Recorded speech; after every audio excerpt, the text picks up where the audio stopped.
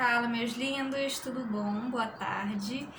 Continuaremos a falar sobre a pontuação, esse recurso, que nós utilizamos no texto escrito, não só para organizar o texto, mas também já que os textos escritos também podem ser reproduções da fala, então o recurso da pontuação ajuda a gente a fazer uma entonação, a indicar uma expressão, a expressão da fala de alguém, além de fazer essa organização no texto, expressa uma pausa, indica uma pausa também, ideia de soma, enfim, tem vários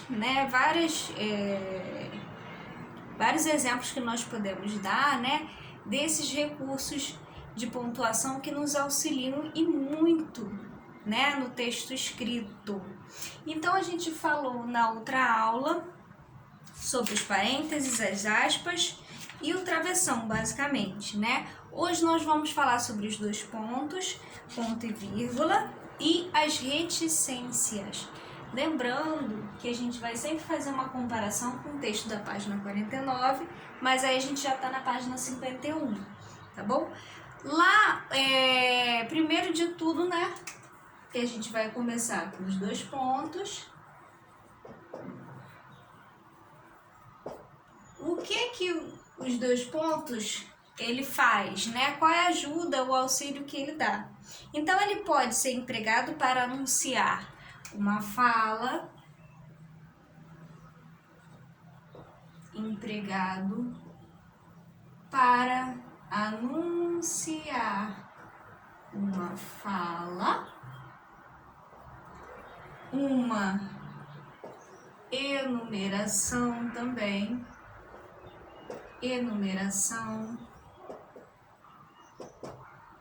pode ser empregado para anunciar uma fala ou uma enumeração. Como assim, professora? Olha, é isso que eu estou fazendo aqui, enumerando. Eu estou colocando primeiro, primeiro de tudo, eu estou enumerando as coisas que os dois pontos eles podem fazer, o auxílio que os dois pontos faz no texto. Então, ele é empregado para anunciar uma fala. Como assim, Quando eu tenho uma reprodução de um discurso direto num texto, eu tenho que reproduzir a fala de alguém de maneira direta. Como é que eu faço isso? Eu utilizo normalmente os dois pontos, normalmente depois, obviamente, depois dos verbos de sende, que são aqueles verbos que anunciam a fala, o dizer de alguém, o discurso, os discursos. Então eu falo assim, fulano disse e fulano disse, dois pontos. Estou anunciando uma fala de alguém. Fulano disse, dois pontos. Aí, travessão e a fala, o discurso direto. A enumeração, é isso que eu estou fazendo aqui, dois pontos, dois pontos. Eu estou enumerando coisas sobre os dois pontos aqui, tá? Itens enumerados. Ele pode, também ser empregado para dar uma explicação sobre o que está sendo exposto. Dar uma explicação. Quando há uma explicação,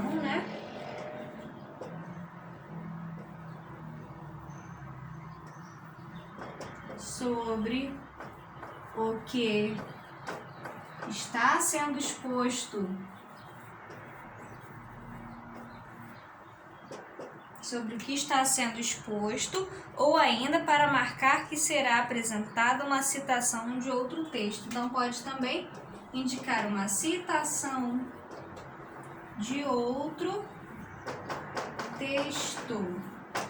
Olha só.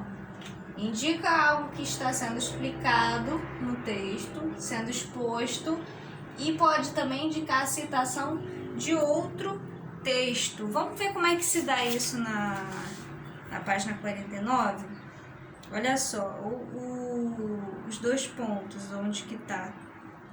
Não é permitido, tá? Lá embaixo, ó, o que é necessário para jogar? itens enumerados, estão vendo? 2 pontos, uma bola de handball, um quadro, 7 jogadores para cada time.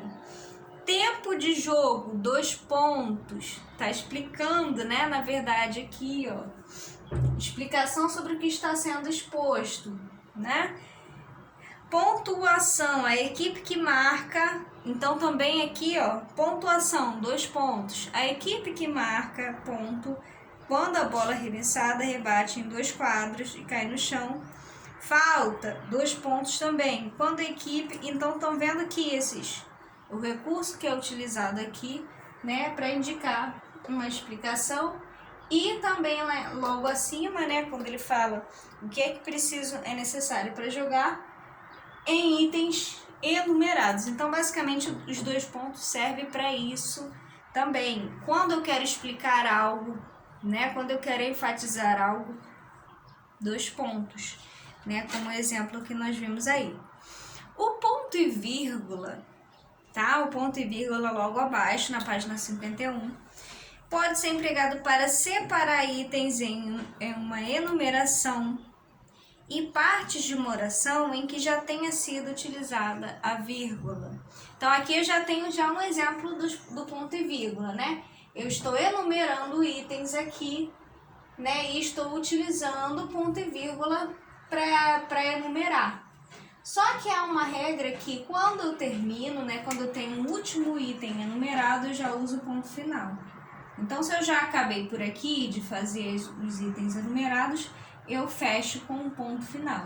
O ponto e vírgula, o que mais eu puder colocar aqui vai ser sempre com ponto e vírgula no final.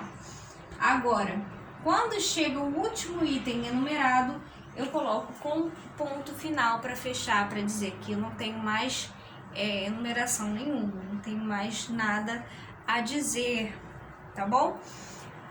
E quando eu utilizo o outro, né? Além de enumerar, quando eu já tenho numa oração, né, a utilização da vírgula. Então, o ponto e vírgula, na verdade, ele é mais do que uma vírgula e menos do que um ponto. Então, ele vai, por exemplo, no enunciado aqui, né? Tá até no livro de vocês, o recurso da ponto e vírgula, o exemplo, né? As aspas. Quando ele fala assim, as aspas são empregadas, lá na página 50, as aspas são empregadas para destacar uma palavra,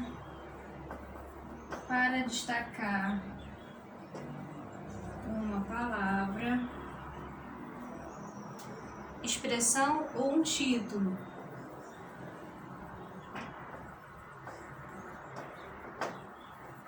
Aí eu ainda não acabei de falar das aspas, mas eu não quero colocar um ponto aqui, eu não quero começar um outro enunciado, na verdade, uma outra, né? Então, e eu também não dá para colocar uma vírgula aqui, né? Para poder falar de outra coisa, mas ainda falando das aspas. Então, para isso, eu coloco o ponto e vírgula, que não é nem um ponto nem a vírgula aqui, né? Mas ainda estou falando de um mesmo assunto. Olha como é que fica mais organizado dessa forma, né? As aspas são empregadas para destacar uma palavra, expressão ou um título. Serve mais para quê? Ó, indicar, tá vendo que ele começa, né? Indicar que a palavra ou expressão está sendo empregada. Ou expressão está sendo empregada. E ainda utiliza ainda mais um ponto e vírgula com sentido figurado, né? Com sentido figurado. Não terminei ainda de falar das aspas. Olha só, ponto e vírgula de novo. Com sentido figurado. Então, ó, organizei, né? Não quis colocar ponto final, porque ainda estou falando das aspas, mas também não dava para colocar vírgula, né? Porque é um outro assunto, mas um outro assunto relacionado às aspas, né? No sentido figurado. Serve ainda para marcar início e fim de fala, introduzir, né? Marcar início e fim de fala, né? Início e fim de fala. Aí acabei de falar, ponto. Tá vendo aqui? Então eu utilizo, além dos itens enumerados, eu faço dessa forma para organizar o meu texto e falar de um mesmo assunto. Eu ainda aqui nesse parágrafo todo ainda estou falando do mesmo assunto, né? Então eu não utilizo nem o ponto final para encerrar o assunto, nem a vírgula, né? Eu utilizo o ponto e a vírgula, ok? Então lá para as reticências, lá nas reticências, reticência é muito mal colocada, mal usada, né? Porque ou você faz uns 2 pontinhos, ou você faz mais de 3 pontinhos, né? Para indicar a reticência. Você quase nunca usa os 3 pontinhos, que é, né, a reticência, de fato, né? Então as reticências podem ser empregadas para revelar uma pausa ou interrupção na fala.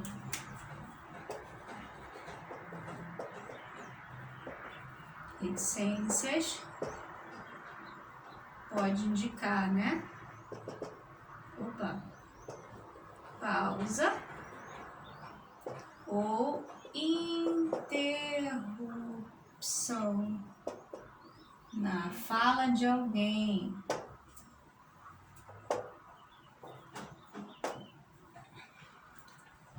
Para indicar, serve também para indicar surpresa, dúvida ou hesitação. Surpresa, dúvida ou hesitação. Opa, desculpa.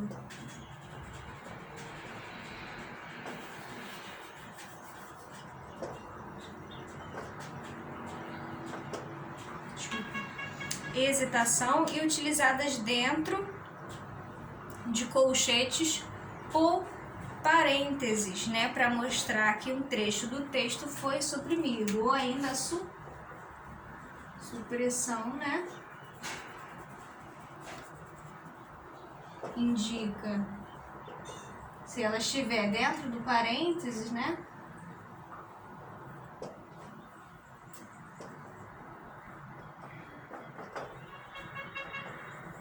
que o texto, uma parte do texto foi suprimido.